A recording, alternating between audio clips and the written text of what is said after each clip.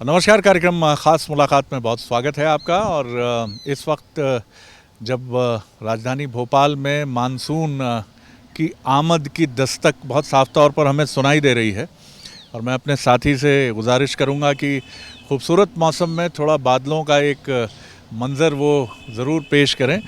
और इस बहुत ही सुंदर से मौसम में एक बड़ी अच्छी ख़बर भी है, और उस खबर की जो प्रतिनिधि हैं, जो पर्सनैलिटी हैं, वो भी हमारे साथ हैं। आपके हमारे अपने मध्य प्रदेश से हैं, और चूँकि पंचायत और निकाय दोनों ही चुनावों की सरगर्मियां आप जानते हैं मध्य प्रदेश में हैं।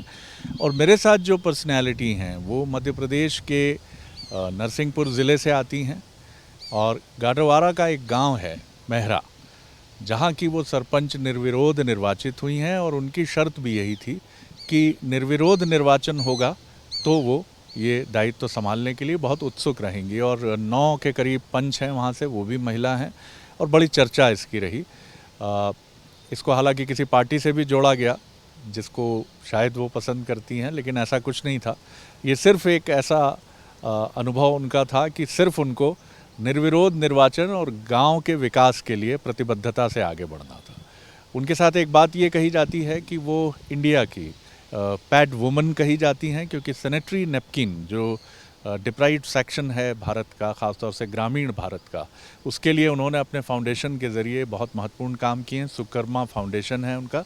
अमेरिका से उनकी रूट्स हैं कामकाज की हैं, तो वो हमारे आपके अपने मध्य प्रदेश की माटी की, और मध्य प्रदेश में आती हैं। अमेरिका से अभी भी आना जाना उनका है, सघनता से आती जाती हैं। नौकरी कभी करती भी रहीं, वहीं से उनकी शायद पीएचडी की भी बात है, वो हम उन्हीं से जानेंगे। लेकिन अब वो मध्य प्रदेश में है और मध्य प्रदेश छोड़ने वाली नहीं है। और आप पार्टी से भी उनकी जो संलग्नता है, उनकी पार्टी जो है, उनकी पॉलिटिकल थॉट की बात कर लीजिए तो माया विश्वकर्मा जी मेरे साथ हैं। बहुत स्वागत करता हूँ माया जी। बहुत बहुत धन्यवाद। बहुत अच्छा लग रहा है, आज का मौसम भी बहुत अच्छा है। और बिल्कुल जी। तो सबसे पहले मुझे ये बताइए कि दुविधा तो नहीं थी आपके मन में कि अपने गांव लौटना? हालांकि मैं आपको जब भी देखता हूं सोशल मीडिया पर, तो आप अपने गांव से बहुत अभिन्न रूप से जुड़ी हैं। वो आपके मन में हमेशा मैं देखता हूं कि पूरी जीवंतता से आपका गांव जीवित है। बिल्कुल, क्योंकि उसका कारण ये है कि जो जीवन मैंने देखा है और जिस तरह से मैंने उस जीवन को जिया है, वो शायद ही कोई इस स्तर पे आके उस तरह की यादों से जुड़ा हो। क्योंकि जब हम छोटे थे तो हम नदी से पानी लाते थे, खेतों से लकड़ियाँ लाते थे, कंडे बीनते थे। तो ये हमारे बचपन का एक काम रहता था, और मैं उसको कहीं ना कहीं ये मानूंगी कि वो एक ऐसा अनुभव है जो जीवन में शायद अभी के बच्चों को किसी को नसीब ना हो। तो जब भी बात आती है मेरे गांव की, माटी की, मेरे परिवार में भी मेरे पिताजी जैसे हमारे यहाँ लोहारी का काम होता था, कारपेंटर हैं, तो माताजी को देखा हमेशा खेतों में काम करते, मैंने भी उनके साथ काम किया। तो जो एक मिट्टी से जुड़ा लगाव है, जो गांव की संस्कृति से लगाव है, जो लोगों के द्वारा मतलब जो दी गई शिक्षा है, वो शायद ही अमेरिका तो क्या, मैं दूसरे और कहीं मार्स पे भी चली जाऊंगी तो भी गांव से जुड़ाव रहेगा। मैं जी इसका श्रेय मैं ज़रूर आपके बाबूजी को और माताजी को ज़रूर देना चाहूँगा, क्योंकि ये संस्कार संतान में कहा जाता है कि पेरेंट्स से आते हैं, तो ये ज़ाहिर तौर पर, और आपकी अपनी, आपको भी पूरा श्रेय है इसका। लेकिन मैंने ये देखा है कि एक कवि हैं, उनकी पंक्ति भी मुझे याद आती है, जो उन्होंने, उसका भाव कुछ ये था कि अब मैं टाई पहनता हूँ, लेकिन गांव में जो नीम की खूंटी है उसमें अब मेरी टाई टंगने से टकराती है। जो लोग अमेरिका जाते हैं, मेरे भी कुछ मित्र हैं, उनका कहना है अब उनके लिए भारत लौटना इम्पॉसिबल है। भारत का सिस्टम, भारत का मौसम, और सबसे भारत की जो व्यवस्था है, जो उनको लगता है कि पल पल पर उनको टकराना पड़ेगा भारत में। आपके मन में ये द्वंद्व नहीं रहा? देखिए, शुरुआती समय ऐसा रहता है कि जैसे मैं अमेरिका पढ़ाई करने के लिए गई, और वहाँ पढ़ते हुए मैंने ये पाया कि वहाँ की वास्तव में जो सिस्टम बना है वो बहुत ही मतलब इतना सिस्टमेटिक है कि आपको शायद ही कहीं किसी काम में फंसना पड़े। इतनी सरलता से, सहजता से आपके काम होते हैं, आपको कहीं भी लाइन में खड़ा नहीं होना पड़ता। लेकिन जब मैं भारत आती हूँ तो ये चीज़ें एक मतलब एक युद्ध स्तर पे शुरू होती हैं। तो मुझे ऐसा लगता है कि हर जगह का एक अपना चार्म है। यहाँ कुछ अच्छाइयाँ हैं तो कुछ बुराइयाँ हैं, वहाँ कुछ अच्छाइयाँ हैं तो वहाँ बुराइयाँ भी हैं। तो उन दोनों की चीज़ में मैं ये देखूं कि मेरा ये निर्णय क्यों रहा कि मैं गांव में आऊं, काम करूं, क्योंकि मैं ये भी देखती हूँ वहाँ पे कि आपके जो मित्र हैं वो भले ही नौकरी के लिए गए हों या पढ़ाई के लिए गए हों, उन्होंने अभी अपने शुरुआती 10-20 साल बिताए हों, लेकिन जब वो 60 और अपनी 70 और 80 वाली अवस्था में पहुँचेंगे तो उनको ज़रूर ये लगेगा, मैं दावे के साथ कह सकती हूँ क्योंकि जितने लोगों से मैंने बात की है, कहीं ना कहीं उनके मन में इतना सूनापन है कि काश हमने अपने गांव के लिए कुछ किया होता, कि काश हमने अपने भारत के लिए कुछ, वो सच में करना चाहते हैं। वो हम जैसे लोगों को ढूंढते हैं वहाँ पे कि तुम गांव में जाके करती हो, हमारी क्षमता नहीं है अब करने की क्योंकि हम 60-70 के पड़ाव में हैं, हम वहाँ पर गांव में नहीं जा सकते, नहीं रह सकते, लेकिन हम तुम्हारी क्या मदद कर सकते हैं। तो इस तरह से वो मतलब जुड़ना चाहते हैं, लेकिन वो अपनी भागा दौड़ी, बाल बच्चे, उनकी शिक्षा, अपना घर, कैरियर बनाने के चक्कर में वो नहीं आ पाए। ये आपने हाँ जी जी जी बोलिए। आपने ये 60-70 के लोग उम्र के लोगों की बात की, जो आपकी उम्र के लोग हैं, जो यंग एज के बच्चे हैं, क्या उनका भी ये भाव है या उनको आपने ज़्यादा करियर ओरिएंटेड देखा और उनकी चिंता में भारत उतना नहीं झलकता जितना 50+ की चिंता में एनआरआईज़ की झलकता है? देखिए वो ये इस पे निर्भर करता है कि वो कहाँ से आते हैं। मैंने जनरली ये देखा है कि भोपाल जैसे शहर से या दिल्ली जैसे शहर से, मुंबई जैसे शहर से संपन्न परिवार के यदि बच्चे होते हैं तो वो ज़रूर अपने कैरियर, पैसा, फ़न जो होता है, ट्रैवल है, यही उनके लिए सब कुछ है।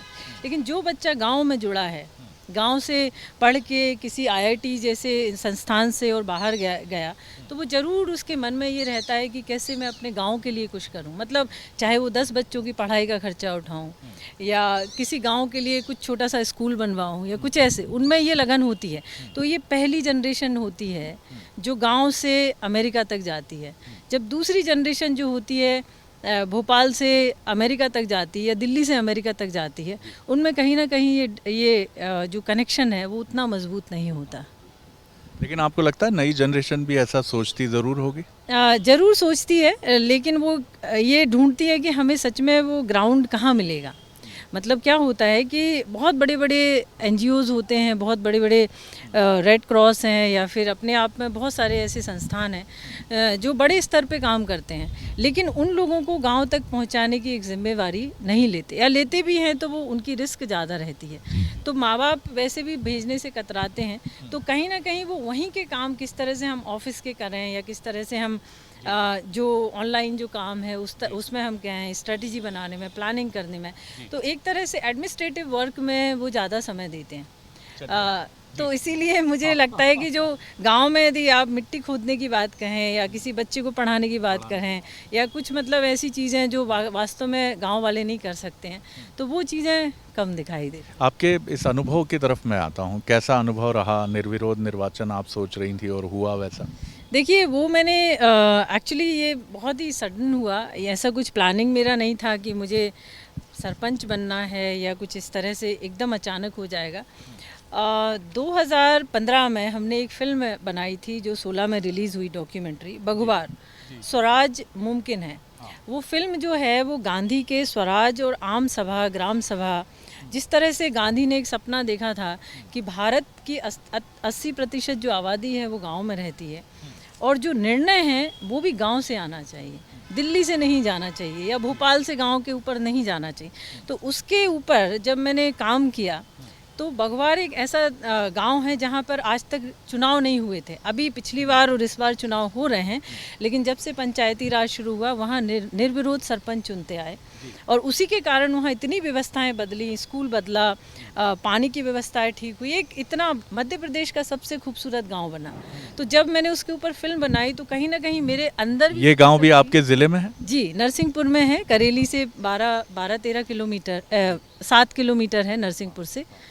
नरसिंहपुर से 15 किलोमीटर है, करेली से 7 किलोमीटर है। तो उस गांव में जब मैंने देखा कि लोग निर्णय लेते हैं कि हमें काम कैसे करने हैं। उस गांव को राष्ट्रपति पुरस्कार मिला और भी अन्य पुरस्कार। फिर हमने उस फिल्म को जब देश विदेश में दिखाया तो बहुत सारे अवार्ड भी मिले और कहीं ना कहीं उनके लिए एक बहुत बड़ी प्रशंसा मिली गांव वालों के लिए कि भाई आपने तो अद्भुत काम किया है। तो मुझे भी ऐसा लगा कि मैं जिस गाँव में पैदा हुई, जिस गांव का मेरे पीछे नाम आता है या आगे आता है, उस गांव की व्यवस्थाएं कहीं ना कहीं इतनी अच्छी नहीं है। तो मुझे भी कभी ऐसा मौका मिले कि मैं भी निर्विरोध पंचायत बना के जितने पैसे हैं उससे कहीं ज़्यादा खर्च करके उन कामों को यदि हम अच्छे ढंग से करें तो हमारे गांव का विकास भी हो सकता है। क्योंकि हमारा जो गांव है मेहरा गांव, वो नरसिंहपुर ज़िले का आखिरी गांव, मतलब एक सीमा पर बसा हुआ है दूधी नदी पर, जिसके बाद में होशंगाबाद शुरू होता है और इस तरफ नरसिंहपुर है। तो आप सभी लोग अच्छे से जानते हैं कि जो सीमा पे जो गांव होते हैं वो सुविधाओं का अभाव हमेशा होता है। कोई भी ऑफिसर वहाँ पहुँचते नहीं है, चाहे कलेक्टर हो, चाहे आपका जिला पंचायत का सीईओ, कोई भी हो, सारे काम वो अपने ज़िले में बैठ के होते हैं। तो मुझे ऐसा लगता है कि निर्विरोध बनने से शायद मुख्यमंत्री जी भी चले जाएं, शायद आप भी कभी चले जाएं वहाँ पे और उन सब समस्याओं को सबसे जो है रूबरू हो और एक काम हो। तो इस कारण से निर्विरोध पंचायत का ये विचार आया।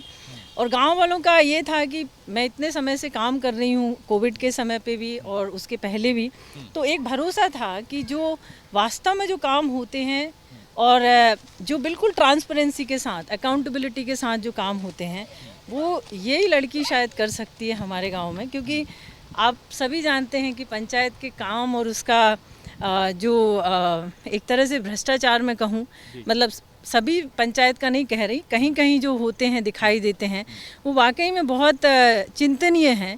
क्योंकि जिस तरीके से भोपाल से पैसे यदि गांव को जाते हैं ज़िले के द्वारा, वो जितने पैसे जाते हैं उतने में भी यदि 1 रुपये में से 90 पैसे भी लग जाएं तो भी वहाँ काम दिखने लगेगा, लेकिन 10 पैसे ही लग के रह जाते हैं।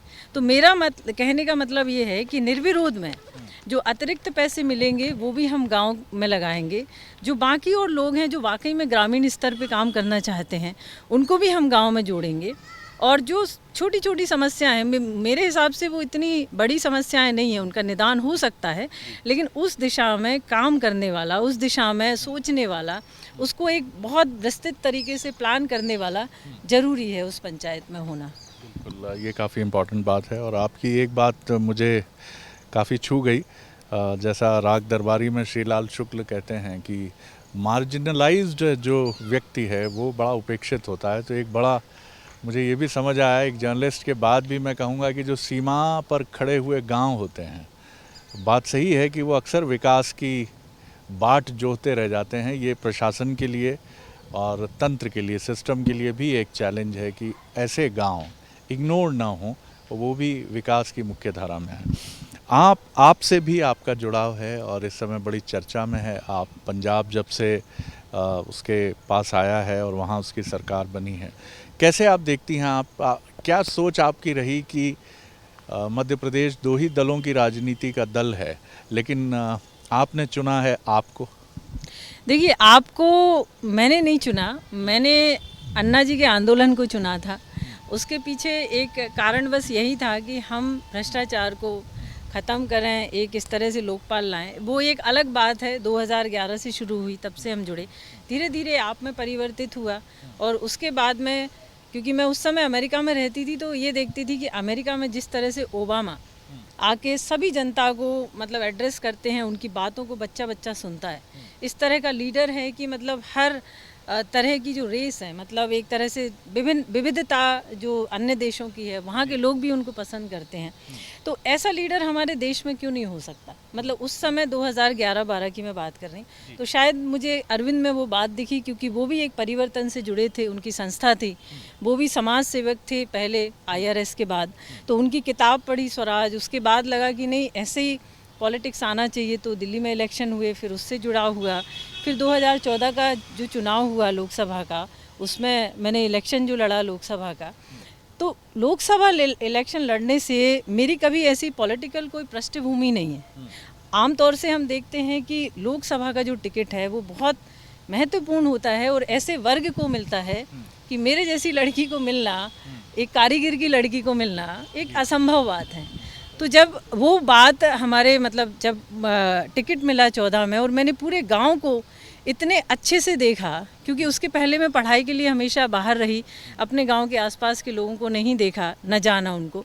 लेकिन लोकसभा के दौरान जो 16 लाख वोटर थे, उसमें से कुछ लोगों को, कुछ गाँव को मैंने देखा कि समस्याएं बिल्कुल सेम थी।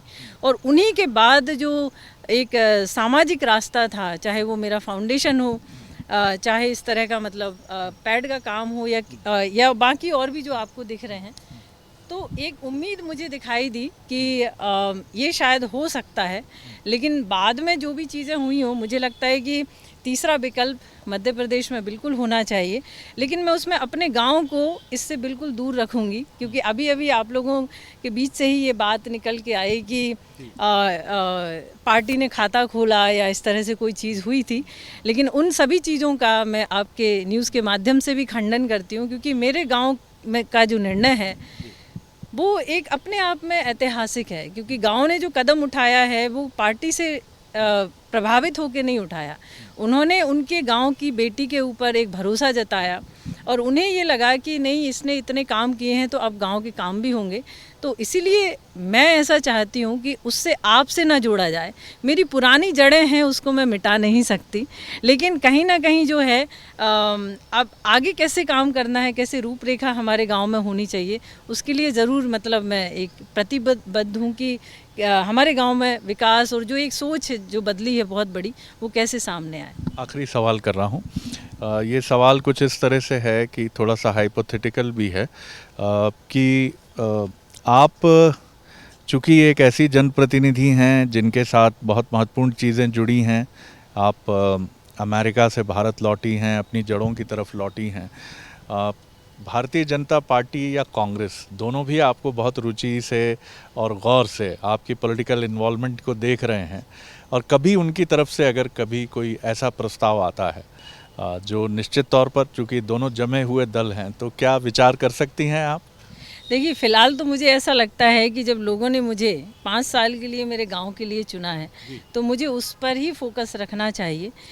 अब ये बात अलग है कि गांव वालों को यदि ये लगे कि नहीं, हमारे गांव की बेटी सांसद बने या विधायक बने, अब वो किस दल से बनती है उसके बारे में मैं नहीं कह सकती। तो फिलहाल मुझे अपने गांव के उसमें ही रहने दीजिए, क्योंकि मैं चाहती हूँ कि जो शांति कभी नहीं बनी थी गांव में, क्योंकि हर बार चुनाव होते थे, लड़ाइयाँ होती थी, दल बनते थे, बुराइयाँ होती थी। ये चीज़ हमारे गांव वालों ने इस बार हमको बोली कि हमारी जो लड़ाई है, जो मन की खटास है, वो 5 साल में धीरे धीरे कम होती थी और फिर चुनाव आ जाते थे और फिर हमारी लड़ाइयाँ होने लगती थी। इस बार एक ऐसा समय है जो 8 साल बाद चुनाव हुए हैं और हमारे गांव में चुनाव नहीं हुआ, इसलिए हमारी दूरियां कम हुई हैं गांव की। तो इसलिए हम चाहते हैं कि वहाँ शांति बनी रहे और हम किसी पॉलिटिकल पार्टी को वहाँ पर अभी इन्वॉल्व नहीं करते हैं। तो मेरा बस इतना ही रहेगा कि मैं 5 साल फ़िलहाल अपने गांव पर ही फोकस करूँगी और उसमें से जो अच्छी चीज़ें निकल के आएंगी तो वो अन्य ग्राम पंचायतों में हम लेकर जाएंगे। तो अभी कहना मुश्किल है। मैं ये भी आपसे जानना चाहूँगा, जैसा मैंने आपसे कहा कि 2023 अब बहुत ज़्यादा दूर नहीं है, और हालांकि आपने कह दिया तो 5 साल हम ये माने कि विधानसभा या 23 या 24 के लोकसभा चुनाव में अगर कोई आकर्षक प्रस्ताव आपकी पार्टी से ही आता है, तब भी 5 साल गांव में ही। देखिए, क्या है कि मेरा पंचायत लड़ने का भी कोई ऐसा वो नहीं था, मतलब पंचायत में आने का भी ऐसा कुछ अभी 15 दिन तक कुछ नहीं था। लेकिन गांव वालों ने ऐसा कहा कि नहीं, ये चीज़ होना चाहिए और आप सामने आइए। तो मैं गांव, क्योंकि क्या होता है कि जब तक हम जड़ों से नहीं जुड़े हों तब तक हम ऊंचा पेड़ नहीं बन सकते, ऐसा मेरा मानना है।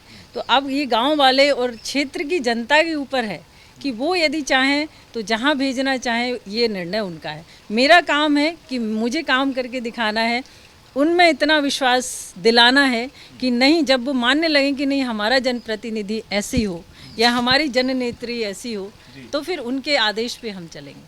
चलिए, मैं बहुत धन्यवाद करता हूं और बहुत शुभकामनाएं देता हूं माया जी। आपसे बात करके बहुत अच्छा लगा, और सबसे बड़ी चीज़ तो ये अनुभव हुई कि अपना देश, अपनी मिट्टी, उसके प्रति एक आकर्षण कितना गहरा होता है, कि जिसको हम कहते हैं कि 7 समंदर पार जाने के बाद भी आपका गांव आपके मन में धड़कता रहा। वो गांव जो बहुत सुंदर है, जो नर्मदा के किनारे है, और मैं देखता हूँ अक्सर सोशल मीडिया में कि आपका इन्वॉल्वमेंट कितना होता है। बहुत बहुत आपको शुभकामनाएं। ये थी माया विश्वकर्मा। आपने सुना उनको, वो बिल्कुल ये चाहती हैं कि राजनीति कहीं से आड़े नहीं आए। देखिए, आप एक अमेरिका रिटर्न, एक प्रवासी भारतीय, जो प्रवासी शब्द आप अब लगाएं कि ना लगाएं, मैं भी उलझन में हूँ।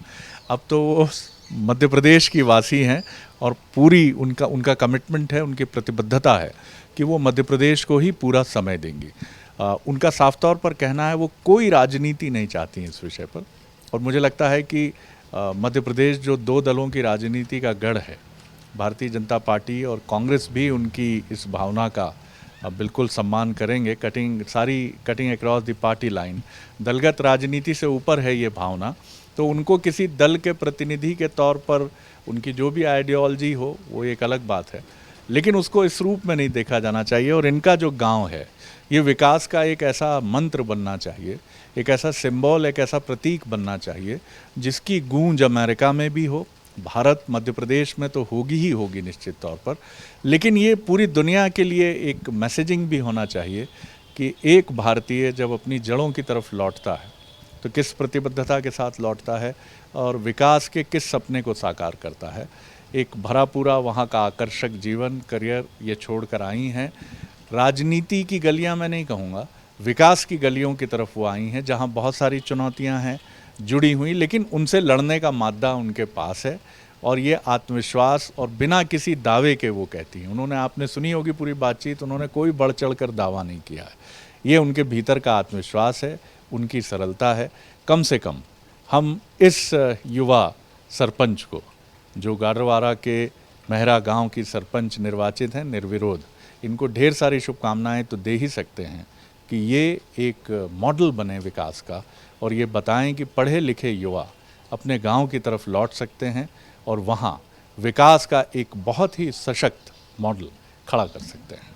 बहुत बहुत धन्यवाद। अगली बार एक और शख्सियत को लेकर आपसे मुलाकात करेंगे। नमस्कार।